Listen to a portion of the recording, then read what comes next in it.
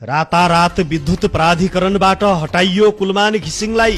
कुलमानको ठाउँमा हितेन्द्रदेव साक्य नियुक्त। को हुन् रातारात आएका हितेन्द्रदेव?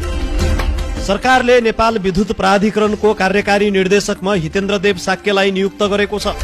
सोमबार साँझ बसेको मन्त्री परिषद बैठकले कुलमान घिसिङलाई हटाउँदै साक्यलाई प्राधिकरणको कार्यकारी निर्देशक नियुक्त गरेको हो।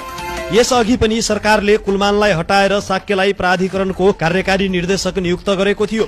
आज बसेको मन्त्री परिषद बैठकले कार्यकारी निर्देशक घिसिङलाई बर्खास्त गर्ने निर्णय गरेको थियो। साक्य 2077 साल कार्तिक 23 गते प्राधिकरणको कायम मुकायम कार्यकारी निर्देशकमा मुकरर भएका थिए। त्यसपछि सोही वर्ष माघ 29 गते उनलाई मन्त्री परिषदले कार्यकारी निर्देशक पदमा नियुक्त गरेको थियो।